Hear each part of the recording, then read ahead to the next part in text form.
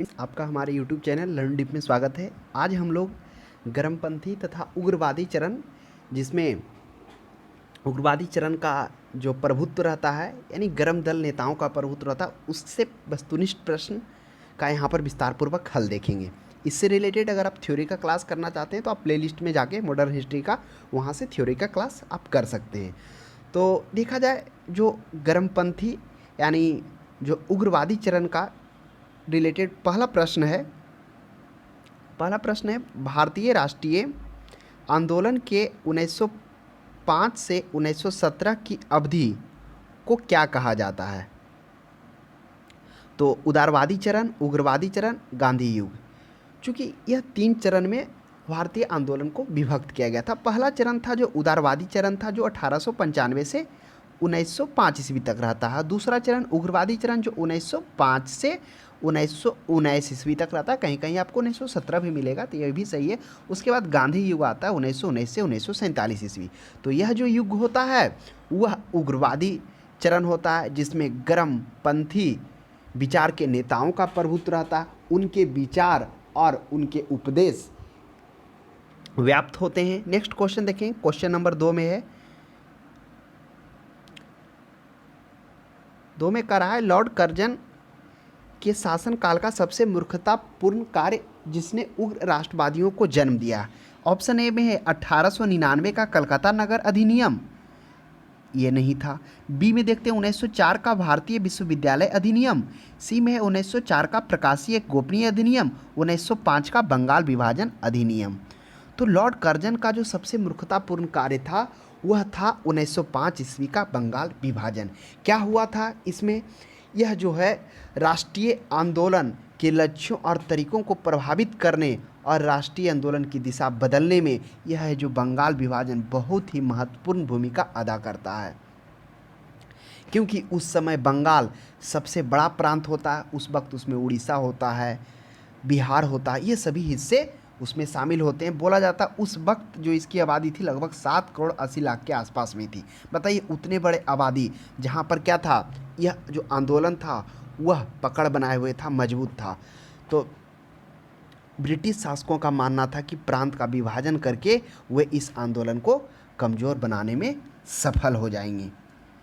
तो इसलिए उन्होंने क्या किया, बंगाल का विभाजन किया।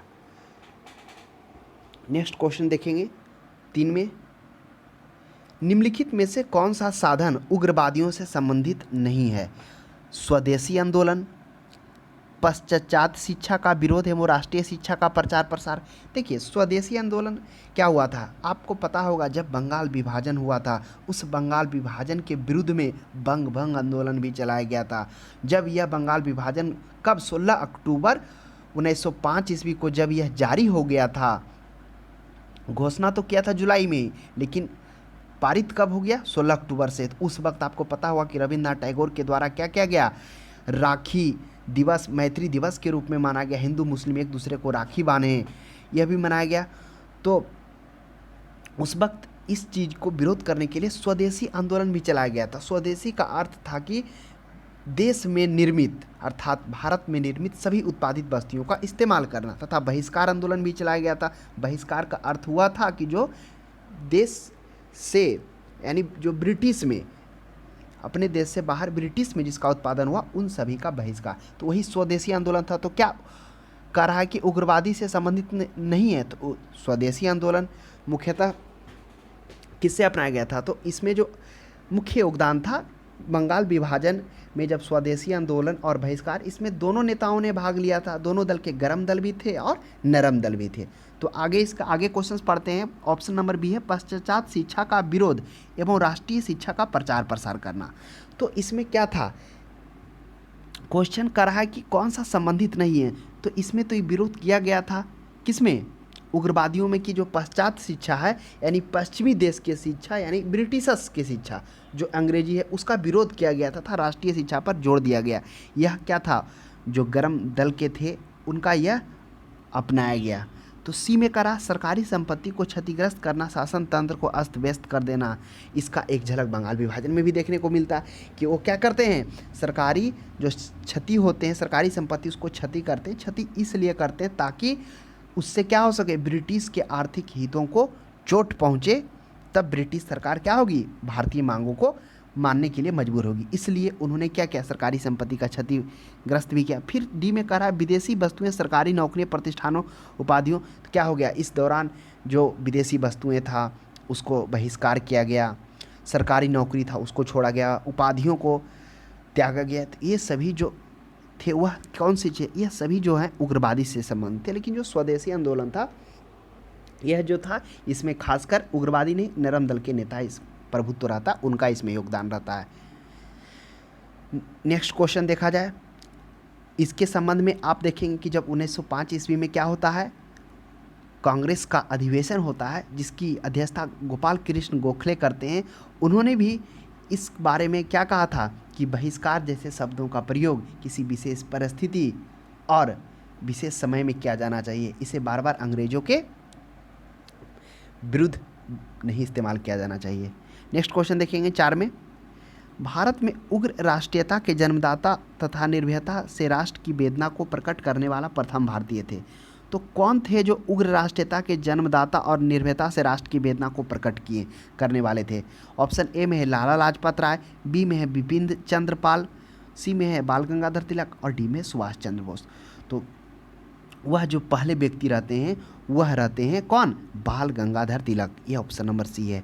आप याद करिए कि जब क्या हुआ था, 1857 की डेट में लाला लाजपत राय को एक केसरी नामक पत्रिका निकालने के क्रम में गिरफ्तार किया जाता है। कारण क्या रहता है, उन्होंने जो केसरी नामक पत्रिका को पब्लिश करते हैं, साप्ताहिक पत्रिका रहता है, उसमें एक बार वह शीर्षक लिखते हैं देश का दुर्भाग्य, जिसमें वह ब्रिटिश शासक नीतियों का क्या करते हैं, विरोध करते हैं। इसके विरोध में क्या करती है सरकार, राजद्रोह का मुकदमा लगाकर उनको जेल में बंद कर देती है और 6 वर्षों को सजा भी देती है। तो यह सबसे पहले जो आगाज है इन्हीं बाल गंगाधर तिलक के द्वारा किया गया था। नेक्स्ट क्वेश्चन देखेंगे 7वां में, भारतीय राष्ट्रीय कांग्रेस की सबसे पहली महिला अध्यक्ष थी। तो भारतीय राष्ट्रीय कांग्रेस की सबसे पहली महिला अध्यक्ष वह कौन थी, एनी बेसेंट थी, जिसे 1917 ईस्वी में बनाया गया था।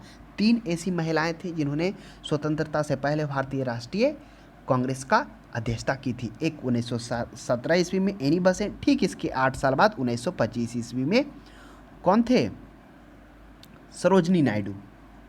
उसके बाद कौन थे, एक था 1933 ईस्वी में नलिनी सेन गुप्ता थी। तो ध्यान रखेंगे यही 3 महिला थे। नेक्स्ट क्वेश्चन 6 में क्या करा है कि 1905 में बंगाल विभाजन के समय वायसराय कौन था?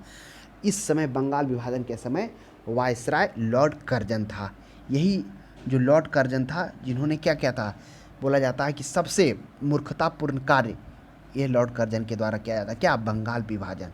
शायद अगर बंगाल का विभाजन नहीं किया जाता तो वह जो आंदोलन स्टार्ट किया गया था वह शायद क्या होता, काफ़ी सक्सेस होता। लेकिन विभाजन के बाद क्या हो गया, वह आंदोलन को क्या कमज़ोर करने में सफल रहा, तथा वह हिंदू मुस्लिम जो होता है एक दूसरे में क्या क्या फूट डालने में भी सहयोग उसको मिल गया। तो ये था लॉर्ड कर्जन का बंगाल विभाजन का उद्देश्य। नेक्स्ट है 7 में, गदर पार्टी के प्रमुख नेता कौन थे? तो गदर पार्टी के जो प्रमुख नेता थे वह कौन थे, लाला हरदयाल थे। तो ध्यान में रखिएगा। तो मुख्यतः कुछ ये जो गदर पार्टी है, कुछ ऐसे पार्टी था जिनका निर्माण क्या किया गया था, विदेशों में किया गया था। जैसे ये हो गया गदर पार्टी हो गया, और बहुत सारे आज़ाद हिंद फौज हो गया, पेरिस इंडियन एसोसिएशन हो गया। तो ये सभी को क्या किया गया था, विदेशों में इनका क्रांतिकारी संगठन निर्माण किया गया था। तो इसकी याद रखिएगा, इसका जो निर्माण है 15 जुलाई 1913 ईस्वी में कहाँ किया गया था, यह उत्तरी अमेरिका के क्षेत्र यानी कनाडा में किया गया था। सैन फ्रांसिस्को में नवंबर में किया गया था। इसमें कौन कौन रहते हैं, तो लाला हरदयाल तो रहते ही रहते हैं, सोहन सिंह भकना होते हैं, फिर होते हैं करतार सिंह होते हैं, लाला हरदयाल होते हैं, ये सभी इसके सदस्य होते हैं। नेक्स्ट क्वेश्चन देखिए 8 में कह रहा है, निम्नलिखित में से किसने गाड़ी पर यह मानकर बम फेंका था कि मुजफ्फरपुर के न्यायाधीश किंग्सफोर्ड बैठे हुए हैं? तो बताइए, यह जो किंग्सफोर्ड जो 1908 ईस्वी में यह बम फेंका जाता है, जिसे मुजफ्फरपुर कांड के नाम से भी जानते हैं। क्या होता है, थोड़ा सा इतिहास को समझिए। इतिहास क्या होता है कि जब गरम दल नेताओं का प्रभुत्व रहता है, तब क्या होता है कि कुछ क्रांतिकारियों ऐसे समूह बनाते हैं जो क्या होते हैं, अहिंसात्मक होते हैं। उसमें उनका मानना होता है कि ब्रिटिश शासन को सशस्त्र क्रांति के जरिए खत्म किया जा सकता है, इसमें उनका वो विश्वास होता है। तो वह क्या करते हैं, दो गुप्त संगठन बनाते हैं। कौन कौन दो गुप्त संगठन बनाते हैं? एक अभिनव भारत और दूसरा बनाते हैं अनुशीलन समिति। जो अभिनव भारत का जो मेन रहता है हेडक्वार्टर वह महाराष्ट्र होता है, अनुशीलन समिति का जो महत्वपूर्ण केंद्र होता है वह बंगाल होता है।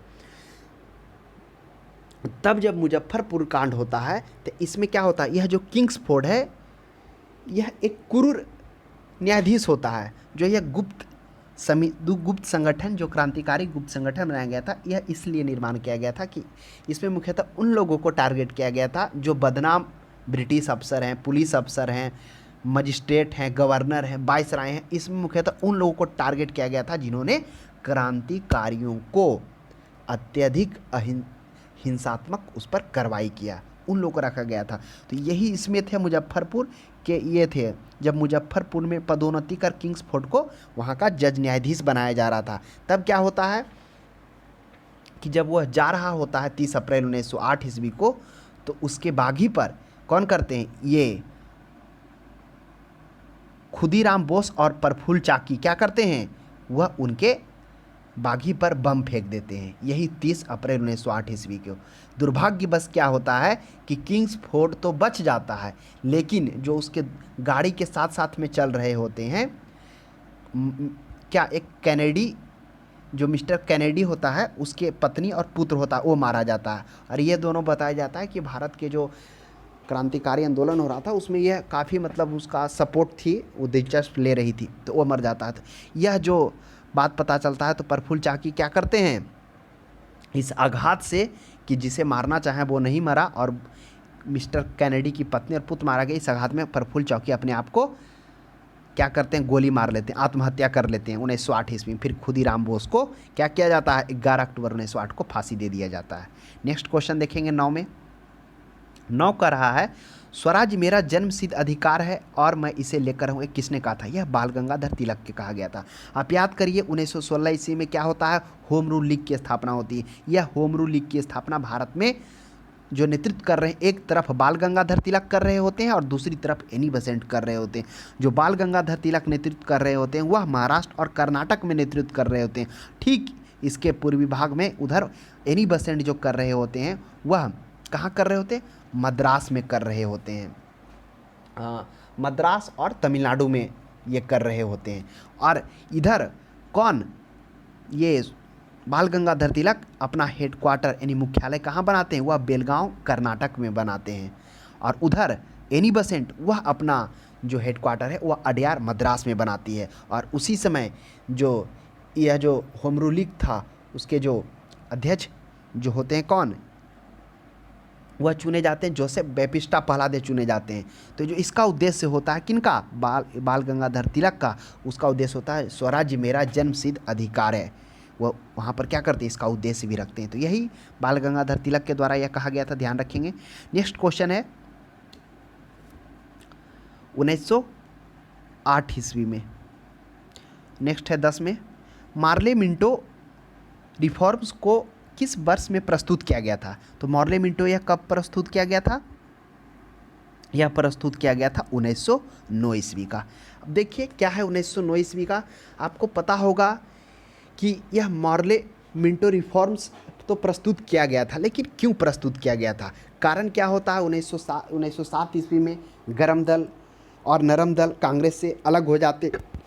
कारण क्या रहता है, रास बिहारी बोस रहता है। नरम दल वाले रास बिहारी बोस को बनाना चाहते हैं और गरम दल वाले लाला लाजपत राय को बनाना चाहते हैं, लेकिन अंततः रास बिहारी बोस ही बनते। इससे क्या होता है, गरम दल और नरम दल के बीच बंटवारा हो जाता है। गरम दल के जो तरीके होते हैं, जो उनका मतलब तरीके के साथ जो उनका विचार होता है वह देश भर में फैलने लगता है। तब क्या होता है, आप उसी क्रम में देखिएगा, फिर लाला लाजपत राय को क्या कहता है, गिरफ्तार कर ले जाता है। फिर चंद्रपाल, जो तीनों लाल बाल पाल होते हैं, फिर बाल गंगाधर तिलक को भी पुनः 1908 ईस्वी में गिरफ्तार कर उनको बर्मा भेज दिया जाता है।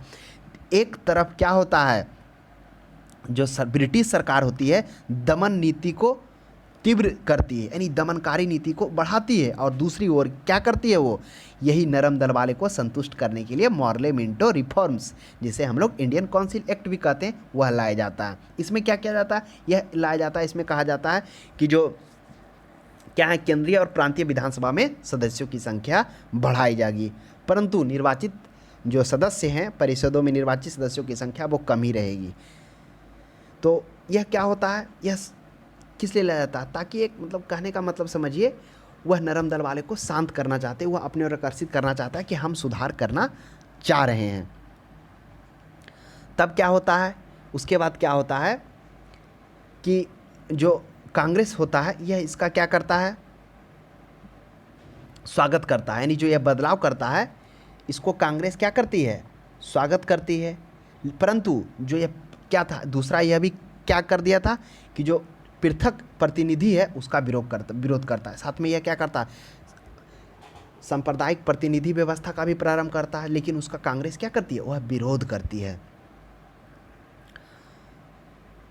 तो ये था मेन मॉर्ले मिंटो उद्देश्य लाने का प्रस्ताव, ताकि क्या कर सके, नरम दल वाले को अपने तरफ पे रखा जाए। वही यही 1909 ईस्वी में इसी के लिए क्या कहता है, आप ये देखेंगे 1909 ईस्वी में जो सुरेंद्रनाथ बनर्जी होते हैं वह क्या करते हैं, इसका समर्थन करते हैं। और इसी समर्थन के कारण क्या हो जाता है कि बहुत सारे जो क्रांतिकारी जो नेता होते हैं वह उनसे नाराज़ हो जाते हैं। और इन्हीं समय के बाद, इसी के बाद थोड़ा सा सुरेंद्रनाथ बनर्जी का क्या होता है, वर्चस्व थोड़ा सा कम होता जाता है। जैसे ही वो उग्रवादी जो चरण के जो नेता आते हैं उसके बाद से उनका प्रभुत्व थोड़ा कम होता जाता है। उसकी भी चर्चा आगे करेंगे सुरेंद्रनाथ बनर्जी का। नेक्स्ट क्वेश्चन देखा जाए 11 में कह रहा है भारतीय परिषद अधिनियम 1909 का सर्वग्राही नाम क्या था। तो अभी आपको बताएं जो 1909 का सर्वग्राही नाम था वह मार्ले मिंटो। मार्ले क्या था, यह मार्ले ब्रिटिश मंत्री था, मिंटो क्या था, भारत का वायसराय था। अब आपके माइंड में आ रहा होगा कि ब्रिटिश मंत्री क्यों था, आप याद करिए कि जब 1857 का क्रांति होता है, फिर 1858 में क्या होता है, भारत सचिव की व्यवस्था की जाती है। और यह सचिव, भारत सचिव कौन होता है, यह ब्रिटिश मंत्रिमंडल का एक व्यक्ति होता है जो भारत के लिए काम करता है, भारत के बारे में सोचता है। इसलिए एक परिषद का भी निर्माण करता है जो होम चार्जेज के रूप में जाना जाता है। होम चार्जेज इसलिए क्योंकि इसका खर्च भारत से लिया जाएगा। वही मार्ले मिंटो यहाँ पर है, तो मार्ले मिंटो के रूप में जाना जाता है। इसका एक झलक हम लोगों ने देखा कि मार्ले मिंटो क्यों लाया गया था, वह इसलिए लाया गया था ताकि वो क्या कर सके, नरम दल वाले को संतुष्ट करने की कोशिश कर सके। जिसमें उन्होंने क्या किया, केंद्र तथा प्रांतियों में परिषदों की संख्या को बढ़ाया, और दूसरी ओर क्या किया, वह जो सांप्रदायिक प्रतिनिधित्व की व्यवस्था भी प्रारंभ की, जिसका कांग्रेस विरोध करता है। नेक्स्ट क्वेश्चन देखेंगे 12 में। 12 कह रहा सांप्रदायिक निर्वाचन क्षेत्र की पद्धति की शुरुआत भारत में किसके द्वारा की गई। तो आप ध्यान करिए कि सांप्रदायिक निर्वाचन की पद्धति कब किया जाता। अभी हम लोग चर्चा किए जब मॉर्ले मिंटो रिफॉर्म्स लाया जाता, यानी मार्लो मिंटो सुधार लिया जाता, उसमें सांप्रदायिक निर्वाचन की बात की जाती है। यानी कि मुसलमानों के लिए क्या होगा, एक पृथक निर्वाचन की व्यवस्था होगी। जो एक मकसद इसका क्या होता है, ब्रिटिश मिंटो का, हिंदू और मुसलमानों में मतभेद पैदा करना, यही उसके पीछे मेन उद्देश्य होता है। तो इसका बी हो जाएगा 12 का। 13 हम लोग देखते हैं। 13 में क्या कह रहा है कि भारत में गर्म दलीय आंदोलन का पिता किसे कहा जाता है। अब बताइए गर्म दलीय आंदोलन का पिता किसे कहा जाएगा। तो मुख्यतः जो भारत में गर्म दलीय जो थे वह 3 थे। कौन कौन थे, लाल बाल पाल, क्योंकि यही जो 3 ऐसे नेता थे जो क्या किए थे, सर्वप्रथम स्वराज्य की मांग किए थे। जब यही सबसे पहले जो होते हैं गर्म दल के नेताओं में से लाल बाल पाल, जो क्या करते हैं, संपूर्ण स्वतंत्रता यानी पूर्ण स्वतंत्रता की मांग करते हैं, और बाद में पूरा देश इनके साथ में खड़ा होता है। तो उनके पिता बाल गंगाधर तिलक ही होंगे। क्यों होंगे, क्योंकि आप याद करिए मोतीलाल नेहरू ये गर्म दल के नहीं थे। गोपाल कृष्ण गोखले, आप जैसे ही गोपाल कृष्ण गोखले की अगर नाम आता है तो आप याद करिए 1905 ईस्वी का वाराणसी में जो क्या होता है, कांग्रेस का अधिवेशन होता है। उस अधिवेशन में यह स्वदेशी और बहिष्कार का समर्थन जरूर करते हैं, तथा यह एक वाक्य भी बोलते हैं कि बहिष्कार जैसे तरीकों का इस्तेमाल विशेष उद्देश्य के लिए और विशेष परिस्थिति में किया जाना चाहिए, ब्रिटिश शासन के विरुद्ध बार बार नहीं किया जाना चाहिए। और दूसरा अगर बात आती है सर्वेंट भारत सेवक मंडल की स्थापना के बारे में, तो वह कौन किए? गोपाल कृष्ण गोखले यही करते हैं, जो भारत सेवा के लिए प्रचारक तैयार करते हैं। तो उनकी जैसे ही नाम आता है तो ये दो कहानी याद आता है। उसके बाद तो ये भी थे नरम दल से वल्लभ भाई पटेल भी थे, बाल गंगाधर तिलक एक ही इसमें है ही है। कारण क्या था कि इन्हीं के द्वारा सबसे पहले सर्वप्रथम क्या किया जाता, एक केसरी नामक पत्रिका को प्रकाशित किया जाता, और उस केसरी नामक पत्रिका में उनके द्वारा क्या किया जाता है, भारत का दुर्भाग्य नामक शीर्षक निकाला जाता है। उस शीर्षक के कारण क्या होते हैं, उसमें वह ब्रिटिश नीतियों का अवहेलना करते हैं, यानी ब्रिटिश नीति दमनकारी जो नीति होता है उसका वह विरोध करते हैं, जिसके कारण उन्हें क्या किया जाता है, ब्रिटिशों के द्वारा राजद्रोह का मुकदमा चलाकर उनको जेल में बंद कर देता है। तो यही घटना होता है 1857 ईस्वी का। यह घटना ऐसा बोला जाता है कि जिनकी गिरफ्तारी के बाद जो है क्या हुआ, आंदोलन में एक नया मोड़ आया था। और अंततः ये भी हुआ था कि इनकी पत्नी जब जेल में रह रहे थे, यानी जब इनकी रिहाई होने के कुछ समय पहले क्या हो गया था, इनका देहांत हो गया था। इनके लिए भी इनको अफसोस था कि अंतिम वक्त में हम अपनी पत्नी को भी नहीं देख पाए। नेक्स्ट क्वेश्चन है 14 में, निम्नलिखित में से कौन पहले एक क्रांतिकारी थे जो बाद में एक योगी दार्शनिक बन गए? यह अरविंद घोष। कारण क्या था, कैसे ये बन गए, थोड़ा सा चीज़ों को समझिए। घटना क्या होता है, घटना होता है मुजफ्फरपुर बम कांड। मुजफ्फरपुर बम कांड में क्या होता है, मुजफ्फरपुर बम कांड में क्या किया जाता है, किंग्सफोर्ड जो एक क्रूर मजिस्ट्रेट था, जब उसको भागलपुर का सत्र न्यायाधीश पदोन्नति कर सत्र न्यायाधीश बनाया जा रहा होता है, जब वह 30 अप्रैल 1908 ईस्वी को बागी के द्वारा जा रहा होता है, तो उसमें प्रफुल्ल चाकी के द्वारा और खुदीराम बोस के द्वारा योजना बनाकर उस पर बम फेंका जाता, और दुर्भाग्य से वह बम क्या है, किंग्सफोर्ड पर ना जाकर वह उनके पीछे वाले गाड़ी पर मिस्टर कैनेडी और उनके पुत्र उसमें मारे जाते हैं। और यह जो है इस आंदोलन से वो क्या करते हैं, मतलब जो भारत का जो आंदोलन होता है इसके प्रति वो स्नेह भी रखते हैं। और इस घटना से क्या होकर आहत होकर प्रफुल्ल चाकी तो आत्महत्या कर लेते हैं, और जस्ट उसके बाद क्या होता है, जो बचे कौन, खुदीराम बोस, उनको 1908 ईस्वी में फांसी दे दिया जाता है। और ये बहुत पहले व्यक्ति होते हैं जिनको इतना कम उम्र में दिया जाता है। और उसके बाद जैसे ये घटना होता है तो उसके बाद ब्रिटिश जो है कलकत्ता के मनिकतुल्ला गार्डन हाउस पर छापा मारता है, और यह छापा इसलिए मारता है क्योंकि यहाँ पर जो क्रांतिकारी बम बनाने और हथियार चलाने का अभ्यास कर रहे होते हैं, उसी में अरविंद घोष और उनके भाई बरिंद्र घोष दोनों पकड़ा जाते हैं। तो अरविंद घोष को बाद में रिहाई कर दिया जाता है। अब क्या ऐसा होता है कि अरविंद घोष उसके बाद से वह सारा राजनीतिक गतिविधि को त्याग कर वह पांडिचेरी चले जाते हैं, और आपको पता होगा पांडिचेरी फ्रांसीसी का उपनिवेश रहता है, वहीं पर वो ओरिवले आश्रम का स्थापना करते हैं। आशा करते हैं आपको समझ में आ गया होगा।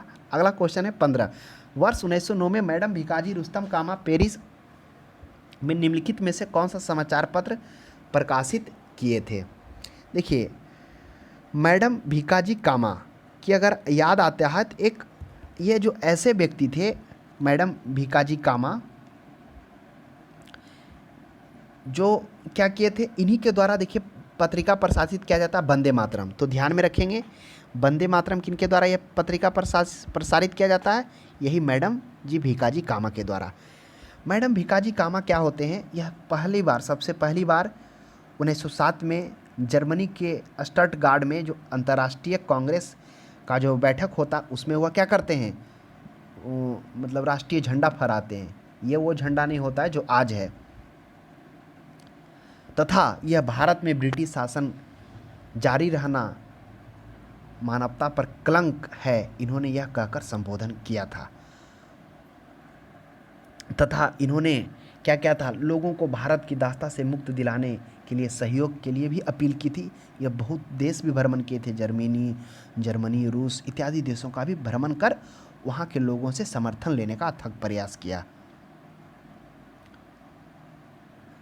तो यह जो मैडम भिकाजी कामा थे, यह एक मतलब बोला जाए तो धनी परिवार से बिलोंग थे। बोला जाता है कि धनी परिवार में जन्म लेने के बावजूद भी जो इनके आदर्श और दृढ़ संकल्प ऐसे थे, जो सुखी जीवन जीने वाले वातावरण में रहने के बावजूद भी वो क्या किए, मतलब भारत के आज़ादी के लिए क्या किए, कठिनाइयों का सामना किए, तथा सबसे बड़ा योगदान इनका बोला जाता है कि जो साम्राज्यवाद के विरुद्ध विश्व जनमत जागृत करना इनका सबसे बड़ा योगदान माना जाता है, क्योंकि अलग अलग देशों में घूमकर वह भारत के लिए क्या किए, जागृत किए। तो इसका सही आंसर हो जाएगा वंदे मातरम। नेक्स्ट क्वेश्चन देखा जाए 16 में है, भारतीय क्रांति की जननी किसे कहा जाता है, मदर्स ऑफ इंडियन रेवोल्यूशन। देखिए भारतीय क्रांति की जननी अब क्यों कहा जाता है, तो भारतीय क्रांति का जननी किनको कहा जाता है, यही मैडम भीकाजी कामा को कहा जाता है। कारण क्या होता है कि यह जो मैडम भीकाजी कामा होते हैं यह भारतीय मूल के पारसिक नागरिक होते हैं, जिन्होंने लंदन, जर्मनी और अमेरिका का भ्रमण कर वह क्या करते हैं, भारत की स्वतंत्रता के पक्ष में माहौल बनाते हैं। तो ध्यान में रखिएगा। उसके बाद क्या होता है, 22 अगस्त 1907 ईस्वी को वह भारत का प्रथम तिरंगा राष्ट्रीय ध्वज फहराते हैं। कौन, मैडम भीकाजी कामा। तो इसलिए इनको क्या होता है, भारतीय क्रांति का जननी के रूप में भी जाना जाता है। नेक्स्ट क्वेश्चन देखेंगे 17 में, मुस्लिम लीग की स्थापना 1906 में हुई थी, उस समय उसके उद्देश्य में कौन सी बात शामिल नहीं थी। आपको बता दें जब मुस्लिम लीग की स्थापना होती है उसमें ना ही द्विराष्ट्र सिद्धांत की बात की जाती है और ना ही सांप्रदायिक विभाजन की बात की जाती है और ना ही पाकिस्तान की मांग की जाती है। इस तीनों में से किसी की मांग नहीं की जाती है। वह उस समय जब स्थापना होता है तो उसमें जो मुख्य रूप से बात किया जाता है उसमें मुसलमानों को सरकारी सेवाओं में उचित स्थान मिले, ये बात की जाती है। अगला, नौकरियों में प्रतियोगिता परीक्षा तत्व की समाप्ति को लेकर बात किया जाता है तथा प्रत्येक जो उच्च न्यायालय और मुख्य न्यायालय में होता है उसमें मुसलमानों न्यायाधीश का पद मिले, इसके लिए सिफारिश की जाती है। उसके बाद विधान परिषद में बोला जाता है जो मुस्लिम ज़मींदार हैं, मुस्लिम वकील हैं, मुस्लिम व्यापारी हैं, मुस्लिम जिला परिषद और नागरिकों नगर पालिकाओं में मुस्लिम सदस्यों के अनुभव लोग हैं उनको शामिल करने के लिए यह क्या किया जाता है, बात की जाती है। तो इसका होगा उपरोक्त में से सभी कोई नहीं जो शामिल किया जाता, उसकी चर्चा हम लोगों ने किया। नेक्स्ट क्वेश्चन 18 में देखेंगे, 1916 में मद्रास में होम रूल मूवमेंट के प्रवर्तक कौन थे। तो हम लोगों ने चर्चा भी की कि 1916 में क्या होता है, होम रूल लीग की स्थापना होती है। होम रूल का अर्थ ही होता है कि स्वराज। होम रूल का मतलब स्वराज। अब देखिए होम का मतलब होम हुआ, रूल मतलब अपना घर का शासन। तो स्वराज्य उद्देश्य होता है, उसका स्थापना का जो उद्देश्य भी रहता है स्वराज्य की स्थापना करना, स्वराज्य की मांग करना। तो जो होम रूल का अर्थ भी हुआ स्वशासन, तो ध्यान में रखेंगे। तो 1916 में क्या किया जाता है, एक तरफ बाल गंगाधर तिलक क्या करते हैं, होम रूल लीग की स्थापना करते हैं और दूसरी तरफ एनी बेसेंट करते हैं। तो जो बाल गंगाधर तिलक करते हैं वह महाराष्ट्र और कर्नाटक में करते हैं, ठीक उसके विपरीत पूर्वी साइड में जो एनी बेसेंट होते हैं वह कहाँ करते हैं, वह मद्रास में और तमिलनाडु में करते हैं। जबकि उधर एनी बेसेंट अपना मुख्यालय अडयार में बनाते हैं। अडयार कहाँ है, अडयार मद्रास में है। और इधर दूसरी तरफ जो अपना मुख्यालय बनाते हैं बाल गंगाधर तिलक, वह कहाँ बनाते हैं, वह बेलगांव कर्नाटक में बनाते हैं। तो करा 1916 में मद्रास होम रूल मूवमेंट। तो मद्रास में कौन बनाते हैं, एनी बेसेंट। अगर यही पूछ दिया जाता कि इधर बेलगांव में, तो वह हो जाता बाल गंगाधर तिलक। नेक्स्ट क्वेश्चन देखा जाए 19 में, बाल गंगाधर तिलक द्वारा शुरू की गई साप्ताहिक पत्रिका कौन सी थी। तो आप याद करिए, यही साप्ताहिक पत्रिका केसरी थी। यही केसरी जो था 1857 ईस्वी में प्रकाशित करने के कारण, वह जो केसरी में प्रकाशित करते हैं क्या करते हैं, भारत का दुर्भाग्य, जिसमें वह ब्रिटिश नीतियों का विरोध करते हैं तथा वह जो देशभक्त होता उसको जागृत करते हैं। तो वह उस समय बोला जाता है कि केसरी पत्रिका जो राष्ट्रीय भावना को बढ़ाने में काफ़ी योगदान दिया था और काफ़ी मतलब इससे सपोर्ट भी मिला था क्रांतिकारियों को, ताकि हर एक जगह वह अपना क्या कर सके, विचार को फैला सके। उसी के एवज में तुरंत क्या करता है, इस पर ब्रिटिश कार्रवाई करता है, राजद्रोह का मुकदमा लगाता है और इनको जेल के अंदर डाल दिया जाता है। नेक्स्ट क्वेश्चन देखेंगे 20 में, 20 का रहा है 20 में कि पंजाब शेर ए पंजाब या पंजाब केसरी किसका उपनाम है। तो आप ध्यान करिए, शेर ए पंजाब, पंजाब केसरी किसको कहा जाता है, यह लाला लाजपत राय का। अगर लाला लाजपत राय की भी बात आती है तो आपके माइंड में एक प्रश्न उठ रहा होगा, लाल बाल पाल, यानी कहने का मतलब कि क्या होता है, जो 1928 ईस्वी में, इनको जाना मेन रूप से जाता है कि जो 1928 ईस्वी में साइमन कमीशन के जो विरोध करते हैं उसी दौरान क्या होता है, इन पर लाठी चार्ज किया जाता है और इतना इनको मारा जाता है लाठी से कि ये पूरी तरह से घायल हो जाते हैं, और घायल होने के बाद अंततः इनकी मृत्यु भी हो जाती है। और जब इन पर लाठी चार्ज किया जा रहा तो इन्होंने एक बात भी वहाँ पर बोलते हैं कि मेरे शरीर पर पड़ी एक एक लाठी ब्रिटिश सरकार के ताबूत में एक एक कील का काम करेगी, यही जो बात बोलते हैं। और वास्तविकता में ऐसा ही होता है। क्या होता है, जब यह इनका डेथ होता है, मरते हैं, ठीक इनके बलिदान के 20 साल बाद ब्रिटिश साम्राज्य का सूर्य भी अस्त हो जाता है। तो यही है, मतलब आप इनको जो याद किया जाता है। अगर बात की जाए भारत में राष्ट्रीय कांग्रेस के गर्म दल के प्रमुख नेता में से यही लाल बाल पाल एक थे, उसमें लाला लाजपत राय। ये तीनों नेताओं में सबसे पहले भारत में जो पूर्ण स्वतंत्रता की मांग की वो यही थे, यही तीन थे, लाल बाल पाल। उसके बाद पूरा देश इनके साथ हो गया था। तो ध्यान में रखिएगा कि जो गर्म दल के नेता होते हैं वही उस लाल बाल पाल यही सबसे पहले क्या कहते हैं, पूर्ण स्वतंत्रता की मांग करते हैं। नेक्स्ट क्वेश्चन देखा जाए 21 में, भारतीय इतिहास में 1912 का ऐतिहासिक महत्व क्या था। अब बताइए 1912 ईस्वी में क्या घटना हुआ था। तो 1912 ईस्वी में क्या होता है, महात्मा गांधी की मृत्यु बिल्कुल नहीं, बंगाल विभाजन नहीं, राजधानी का कोलकाता से दिल्ली स्थानांतरण यही होता है।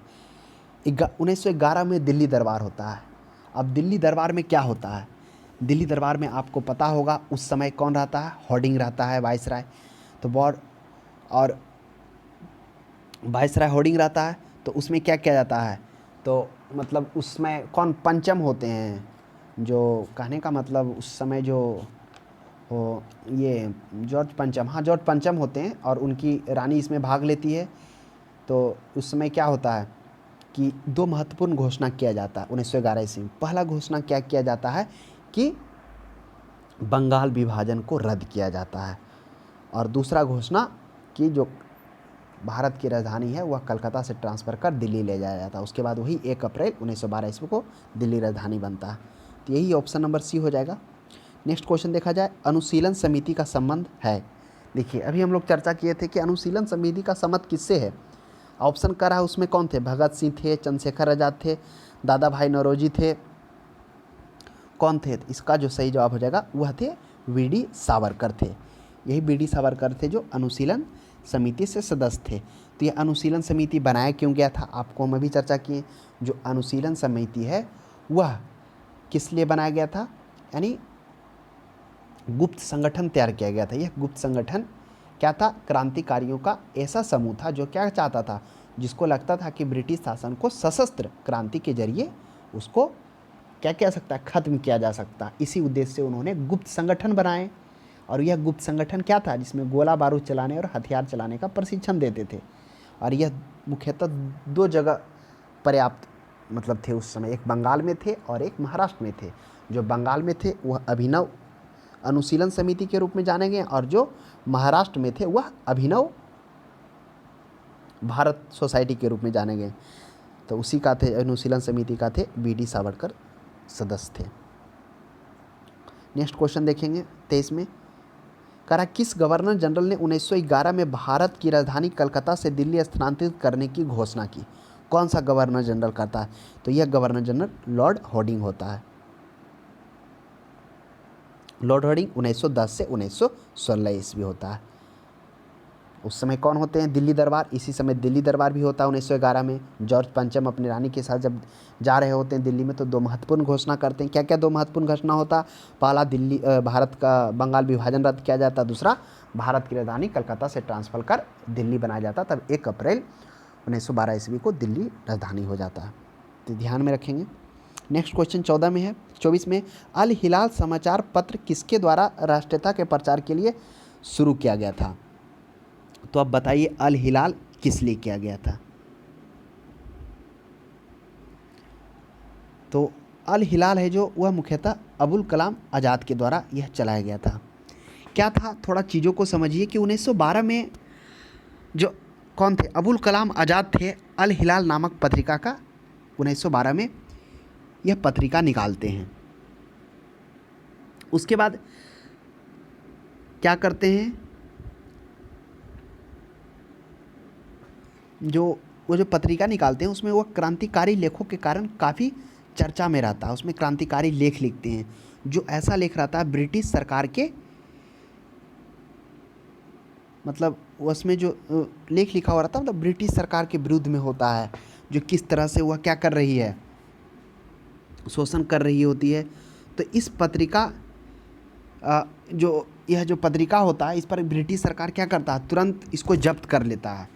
यानी जो इसमें ब्रिटिश के विरुद्ध जो उसमें वो छाप रहे थे, उसके विरुद्ध वो क्या करता है, वह ब्रिटिश सरकार इसको जब्त कर लेता और जुर्माना लगाकर इसको बंद कर देता अल हिलाल को।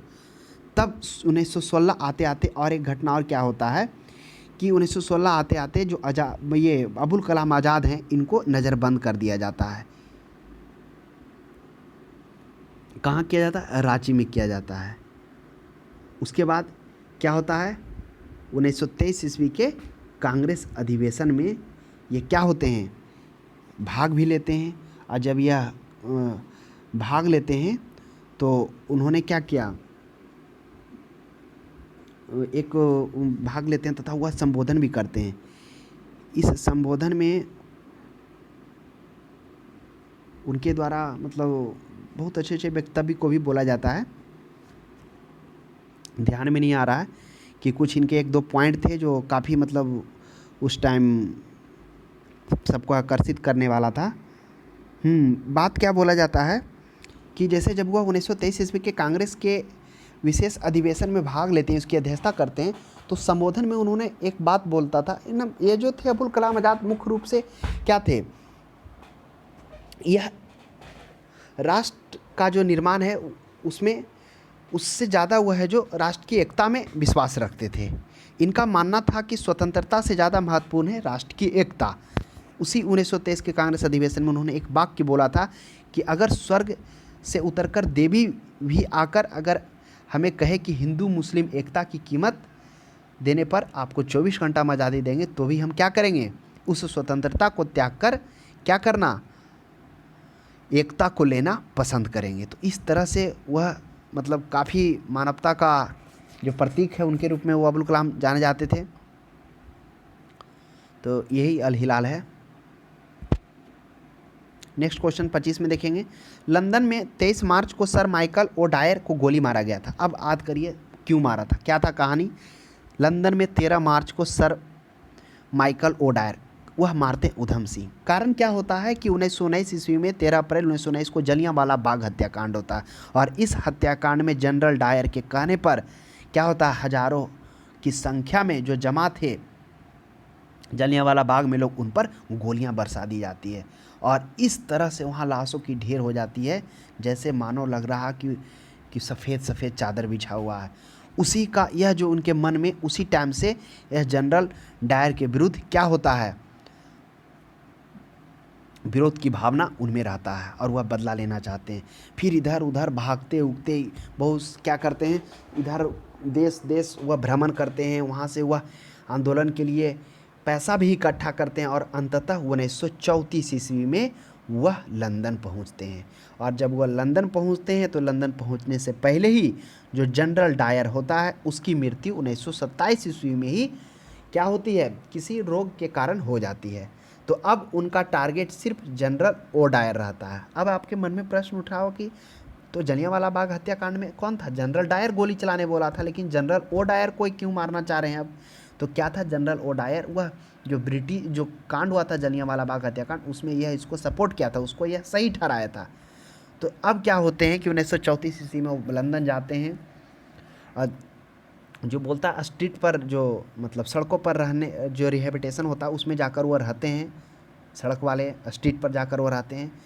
फिर मौका देखते हुए वो क्या करते हैं, एक कार खरीदते हैं, उसके बाद एक रिवाल्वर भी खरीदते हैं। वह रिवाल्वर 6 लोडेड वाली गोली वाली रिवाल्वर होती है, और ख़रीदते हैं, और वह उस दिन का इंतज़ार करते हैं कि जब वह क्या कर सके, जनरल ओडायर को मार सके। एक दिन क्या होता है कि एक सभा चल रही होती है लंदन में, वहाँ पर उधम सिंह पहुँचते हैं और वह उधम सिंह जब रिवाल्वर को लेकर जाते हैं तो वह बुक में छिपा लेते हैं और वह बुक यानी वह जो किताब रहता है उसको इस तरह से उसको बना लेते हैं कि पता नहीं चले कि उसमें कुछ हथियार है। इस तरह से वो किताब को कर लेते हैं ताकि किसी को शक भी नहीं हो और वह उस सभा में पहुंच जाते हैं और पीछे से दीवार के पीछे से जैसे ही सभा खत्म होती है वह ताबड़तोड़ फायरिंग करना स्टार्ट करते हैं और 2 गोली उधम सिंह के जाकर लगती है, उधम सिंह फायर करते हैं और जनरल ओडायर को जाकर 2 गोली लगती है और तत्काल वहीं पर उनकी मृत्यु हो जाती है। और गोली चलाने के बाद वह वहाँ से भागते भी नहीं है, ना हिलते हैं ना डोलते हैं और फिर उन पर मुकदमा चलाकर फांसी दे दिया जाता है और फांसी पर वो हंसते हंसते चढ़ जाते हैं। तो यही थे उधम सिंह। 26 में भारतीय राष्ट्रीय कांग्रेस का प्रथम विभाजन कब हुआ? भारतीय राष्ट्रीय का प्रथम विभाजन 1907 ईस्वी का सूरत अधिवेशन में होता है। अब कारण क्या होता बंगाल विभाजन होने? कारण होते हैं रास बिहारी बोस। नरम दल वाले चाहते हैं कि रास बिहारी बोस इसकी अध्यक्षता करें और गरम दल वाले चाहते हैं कि लाला लाजपत राय इसकी अध्यक्षता करें और अंततः नरम दल वाले रास बिहारी बोस ही बनते हैं। इसके कारण गरम दल और नरम दल के तौर तरीके विचार अलग हो जाते हैं। नरम दल के अध्यक्ष नहीं बनने के बावजूद भी गरम दल के जो विचार और तरीके होते हैं वह देश भर में व्याप्त और फैलने लगते हैं। यही कारण होता है 1907 सूरत अधिवेशन। नेक्स्ट क्वेश्चन देखेंगे 27 में मुस्लिम लीग की स्थापना का श्रेय जाता है। तो मुस्लिम लीग की स्थापना का श्रेय किसे जाता है? मोहम्मद अली जिन्ना को, सैयद अहमद खां को, सलीमुल्लाह को, खान अब्दुल गफ्फार को। तो मुस्लिम लीग की स्थापना का श्रेय मोहम्मद अली जिन्ना को जाता है। तो ध्यान में रखिएगा। यही क्या करता है? शिमला जाकर मिंटो से मिलता है और यह क्या करता है? अपना मुस्लिम लीग की स्थापना का श्रेय लेता है। इसमें जो मुस्लिम लीग की स्थापना के पीछे जो श्रेय होता है, अलीगढ़ के प्रिंसिपल जो होते हैं आचार्य बेल, वही प्रतिनिधि मंडल के जनक भी होते हैं। तो यह भी ध्यान में रखिएगा।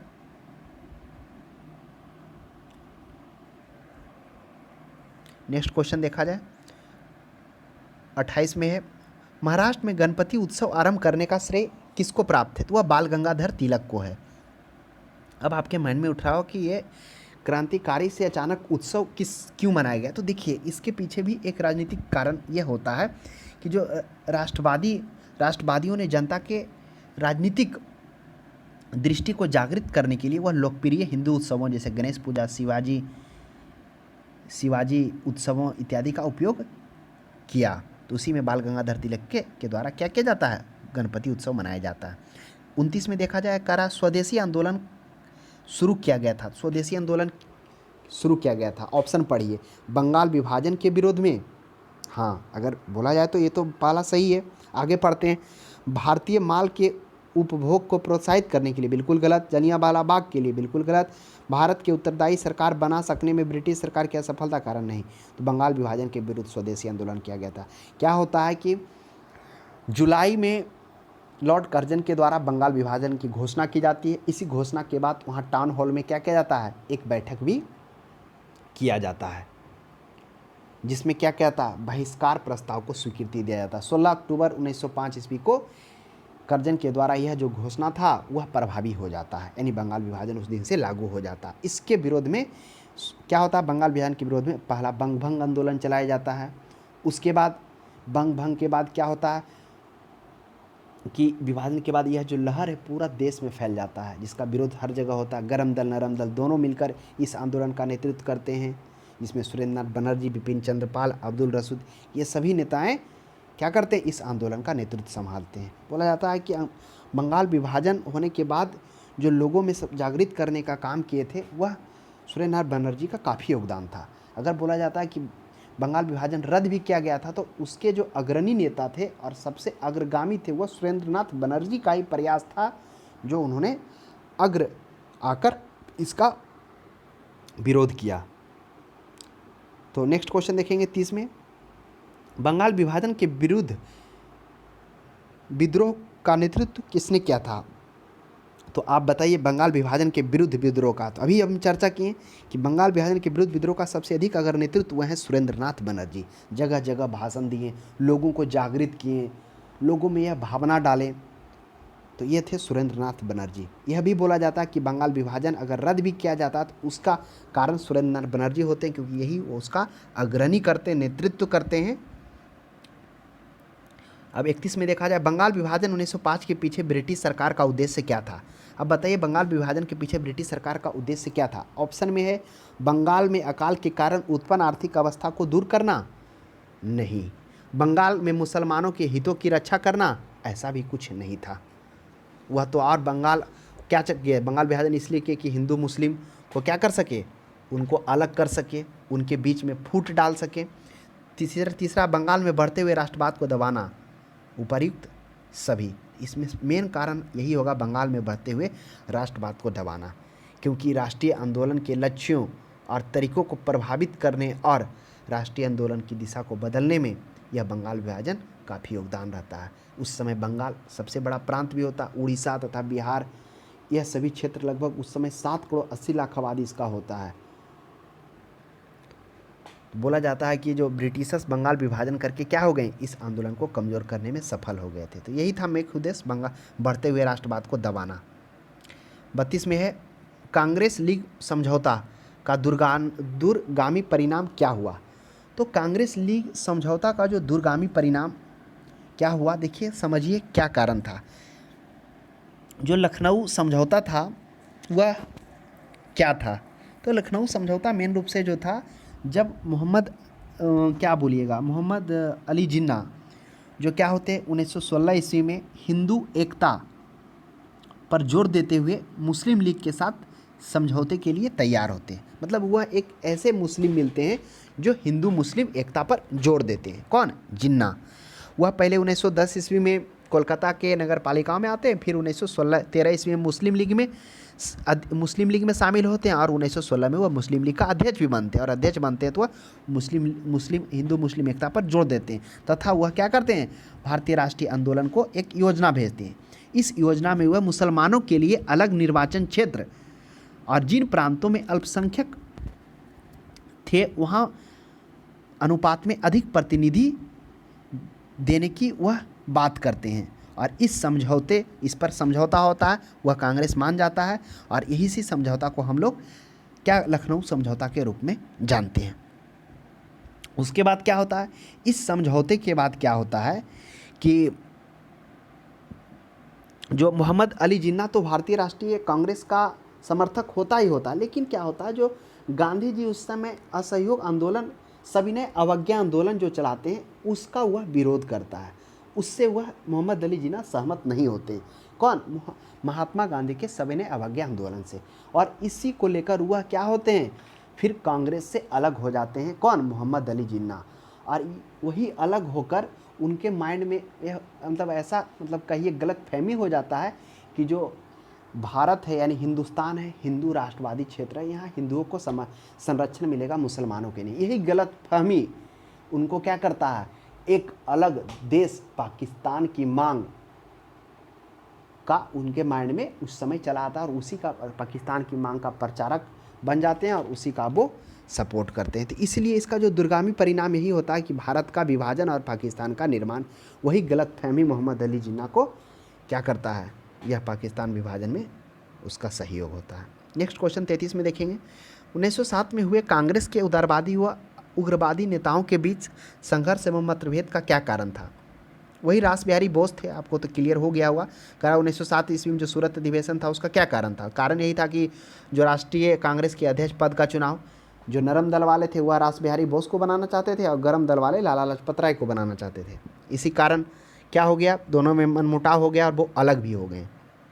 नेक्स्ट क्वेश्चन 34 में देखा जाए, कह रहा 1907 के कांग्रेस के सूरत अधिवेशन की अध्यक्षता किसने की थी। तो वह कौन किए थे, रास बिहारी बोस किए थे। रास बिहारी बोस कहाँ है, ऑप्शन नंबर ए में। नेक्स्ट क्वेश्चन देखता जाए 35 में, अनुशीलन समिति थी। तो अभी हम लोग चर्चा की अनुशीलन समिति कौन थी। यह जो अनुशीलन समिति थी यह क्रांतिकारियों के द्वारा बनाए गए गुप्त क्रांतिकारी संगठन था। इसमें क्या था, गुप्त इसलिए था क्योंकि इसमें क्या था, इसमें जो क्रांतिकारी थे उनका मानना था कि ब्रिटिश को सशस्त्र क्रांति के जरिए ख़त्म किया जा सकता है। इसलिए उन्होंने कुछ समितियां बनाई जिसमें गोला बारूद चलाने और हथियार चलाने का प्रशिक्षण दिया जाता था। उसमें एक अनुशीलन समिति था और दूसरा अभिनव भारत समिति। अनुशीलन समिति बंगाल में था और अभिनव भारत समिति वह महाराष्ट्र में था। तो इसमें क्या कर रहा है, क्या था, एक क्रांतिकारी संगठन, ऑप्शन नंबर डी हो जाएगा। नेक्स्ट क्वेश्चन 36 में देखेंगे, किसने कहा था कि कांग्रेस आंदोलन ना तो लोगों द्वारा प्रेरित था और ना ही उनके द्वारा सोचा गया योजनाबद्ध किया गया था? किसने कहा था? तो यह लाला लाजपत राय के द्वारा किया गया था कि कांग्रेस आंदोलन ना तो प्रेरित है और ना ही उनके द्वारा सोचा या योजनाबद्ध है। डफरिन के द्वारा क्या किया था? लफरिन के द्वारा इसको माइक्रोस्कोपिक माइनॉरिटी के रूप में कहा गया था। कर्जन के द्वारा कहा गया था कि मेरी ये इच्छा है कि मैं कांग्रेस को लड़खड़ाते हुए देखूं। नेक्स्ट क्वेश्चन 37 में है कि निष्क्रिय विरोध यानी निष्क्रिय विरोध के सिद्धांत का प्रतिपादन किसने किया? अब आप बताइए कि निष्क्रिय विरोध का सिद्धांत का प्रतिपादन किसने किया? इसका जवाब आप हमें दीजिए कि इस चारों में से कौन सा इसका प्रश्न का सही जवाब होगा। नेक्स्ट क्वेश्चन 38 में है, बंगाल 1905 में विभाजित हुआ जिसका विरोध के फलस्वरूप यह पुनः एकीकृत हुआ।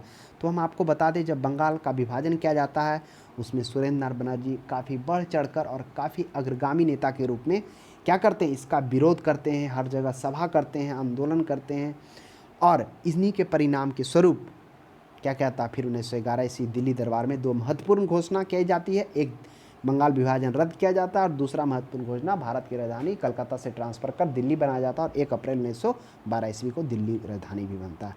नेक्स्ट क्वेश्चन 39 में देखा जाए, कह रहा है कि निम्नलिखित में से एक ने युद्ध के समय भारत की रक्षा के कानून के प्रावधानों को, जिसे 1915 में पंजाब के गदर के विरुद्ध इस्तेमाल किया गया था, शांति के समय जारी रखना चाहता था, वह कौन था? तो बताइए वह कौन था? लॉर्ड करमाइकल था या क्राउडिक था या लॉर्ड हॉर्डिंग था या विलियम बेटिंग था? तो इसका सही जवाब हो जाएगा option number C, Lord Hardinge था। नेक्स्ट क्वेश्चन 40 में देखा जाए, 40 में कह रहा है 1906 में मिंटो से शिमला में मिले मुसलमानों के शिष्टमंडल ने प्रार्थना की थी। क्या प्रार्थना की थी बताइए? प्रार्थना की थी कि मुसलमानों के लिए पृथक निर्वाचक वर्ग हो। हाँ, ये घोषणा की थी, क्योंकि हम लोगों ने अभी चर्चा किया कि उन्होंने क्या क्या घोषणा की थी। उन्होंने घोषणा किया था कि मुसलमानों के लिए सरकारी सेवा में उचित अनुपात में स्थान मिले। फिर उन्होंने नौकरी में प्रतियोगिता को समाप्त करने की बात की थी। उसके बाद उन्होंने उच्च न्यायालय, मुख्य न्यायालय में मुसलमानों के न्यायाधीश पद के लिए बात किया था कि न्यायाधीश हो मुसलमान हो। फिर उन्होंने विधान परिषदों में बात किया था कि मुस्लिम जमींदार, वकील, व्यापारी, जिला परिषद, नगर पालिकाओं के मुस्लिम सदस्य निर्वाचक मंडल में आओ, तो इसकी बात की थी। संयुक्त निर्वाचन वर्ग की व्यवस्था मांग की थी, संयुक्त निर्वाचन का मांग नहीं किया था, उन्होंने पृथक निर्वाचन की मांग की थी। उसके बाद सी में हिंदुओं को अधिक प्रतिनिधित्व देने के लिए, बिल्कुल हिंदू का तो कोई बात ही नहीं हुआ था। वह जो भी बात किया था सिर्फ मुसलमानों के लिए बात किया था, चाहे वो बात हो ये हाई कोर्ट में हो या सत्र न्यायाधीश में हो या फिर विधानसभा में जमींदार, व्यापारी, वकील इत्यादि को लाने का हो या चाहे सरकारी में सेवाओं में हो, सब मुसलमान की बात की गई थी। डी में है मुसलमानों को मनोनय द्वारा विशेष प्रतिनिधि देने का अधिकार था। ऐसा भी नहीं था मनोनय की बात तो नहीं किया था, तो इसका ऑप्शन नंबर ए सही जवाब हो जाएगा। नेक्स्ट क्वेश्चन 41 में देखेंगे, बंगाल का विभाजन कब हुआ? तो बंगाल का विभाजन घोषणा किया जाता है जुलाई 1905 में और यह लागू कब से हो जाता है? 16 अक्टूबर 1905 ईस्वी को। तो इसका सही जवाब हो जाएगा 15 अक्टूबर 1905। 41 का सी नंबर। 42 में निम्नलिखित में से कौन सा नेता कांग्रेस के गरम दल से संबंधित थे? तो बताइए कांग्रेस के गरम दल से नेता। जैसे ही गरम दल का बात आती है तो 3 लोग का नाम याद आता है, लाल बाल पाल। लाला लाजपत राय। लाला लाजपत राय किस लिए प्रसिद्ध हुए? वह साइमन कमीशन का जब विरोध करते 1928 ईस्वी में, जिन पर लाठीचार्ज होता है और उनके बाद घायल स्थिति में उनकी मृत्यु हो जाती है और उस मृत्यु के बाद आंदोलन और तीव्र हो जाता है। फिर पाल, बिपिन चंद्र पाल, फिर लाला लाजपत लाल बाल हो गया, बाल गंगाधर तिलक। तो गरम दल के संबंधित है, बाल गंगाधर तिलक इसमें है।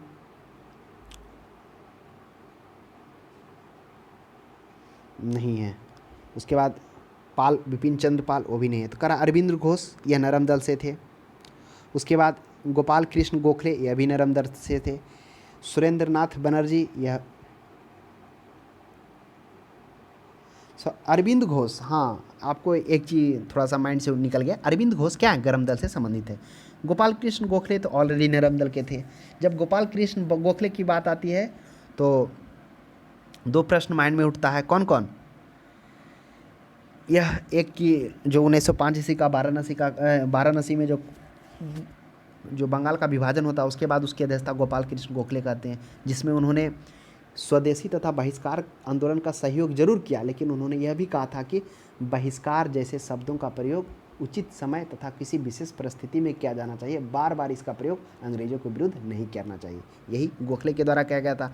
उसके बाद ये सर्वेंट्स ऑफ इंडिया, जिसमें भारत सेवक मंडल की स्थापना इन्हीं के द्वारा किया जाता है, जिसमें भारत सेवा के लिए प्रचारक को तैयार करने की।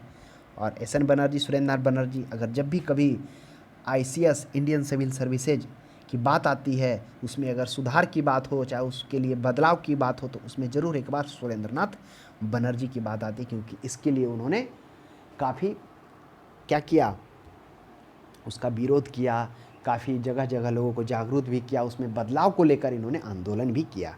कौन? सुरेंद्र नाथ बनर्जी। दादा भाई नौरोजी जो सबसे पहले poverty and non British rule in India, जो इन्होंने लोगों को इस ओर जागृत किया कि किस तरह से ब्रिटिश भारत का शोषण कर रहे हैं, भारत का धन ब्रिटिश ले जा रहे हैं। तो इसका हो जाएगा ऑप्शन नंबर ए। 43 में देखेंगे, करा निम्नलिखित में से किस नेता ने 1906 में कलकत्ता कांग्रेस अधिवेशन की अध्यक्षता की थी? तो बताइए कि कलकत्ता कांग्रेस अधिवेशन की अध्यक्षता किसने की थी? तो कलकत्ता वाला तो गोपाल कृष्ण दादा भाई नौरोजी किए थे। क्लियर ही होगा। नेक्स्ट 44 में है, कौन उग्रपंथी नहीं थे? बताइए कौन उग्रपंथी नहीं थे? बाल गंगाधर तिलक तो थे ही थे, उधम सिंह तो थे ही थे, अभी चर्चा हुई कहानी कि उन्होंने जाकर जनरल ओडायर को गोली मार दिया। मदन लाल यह भी थे, गोपाल कृष्ण गोखले ये नरमपंथी से थे। गोपाल कृष्ण गोखले से जैसे ही याद आता है तो आप याद करिए बंगाल विभाजन जिसकी अध्यक्षता इनके द्वारा किया जाता है।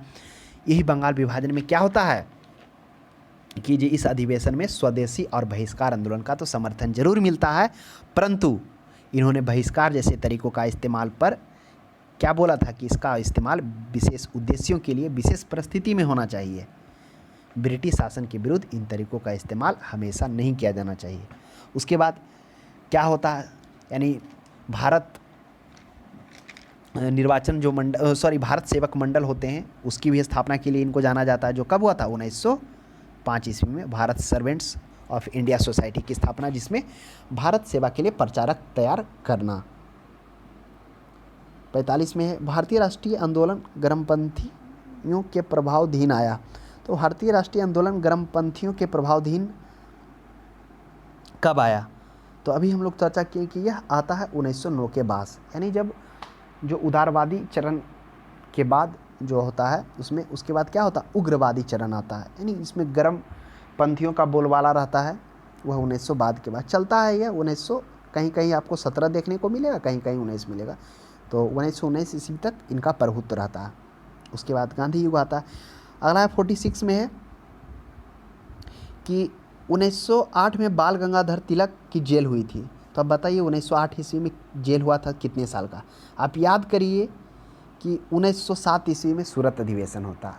सूरत अधिवेशन में क्या होता है? इसमें गरम दल नरम दल अलग हो जाते हैं, यानी कांग्रेस का वहाँ पर विभाजन हो जाता है। और कारण क्या रहता है विभाजन का?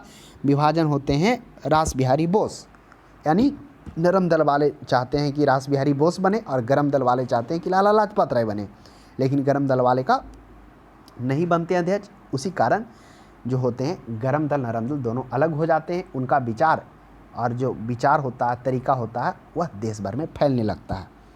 उसी समय पहले तो लाला लाजपत राय को 1907 में गिरफ्तार कर उनको बर्मा भेज दिया जाता है। फिर बिपिन चंद्र पाल को भी क्या किया जाता है? गिरफ्तार किया जाता है 6 महीना के लिए। फिर बाल गंगाधर तिलक को गिरफ्तार कर पुनः 6 वर्ष के लिए उनको कहाँ निर्वासित कर दिया जाता? बर्मा कर दिया जाता। और बोला जाता है कि जब जेल में वो थे तो उन्होंने किताब की मांग की थी, फिर भी उनको नहीं दिया गया था। नेक्स्ट क्वेश्चन देखा जाए 47 है। तो 47 में तो देखा जाए आज हम लोग इतना ही रहने देते हैं। अब बाकी बचे क्वेश्चंस को हम लोग अगले क्लास में डिस्कस करते हैं। तो आशा करते हैं आपको समझ में आया होगा, अच्छा लगा होगा। जिन्हें एक बार में क्लियर नहीं हुआ वो 1 से 2 बार भी क्लास को देख सकते हैं, क्योंकि हमने पूरी कोशिश की है कि आपको इसके पूरे मतलब ऑल राउंड जितने भी स्टोरी हो उसको लेकर बताया गया ताकि आपको याद रहे लंबे समय तक। तो आज के लिए इतना ही। अब हम लोग अगले क्लास में मिलते हैं।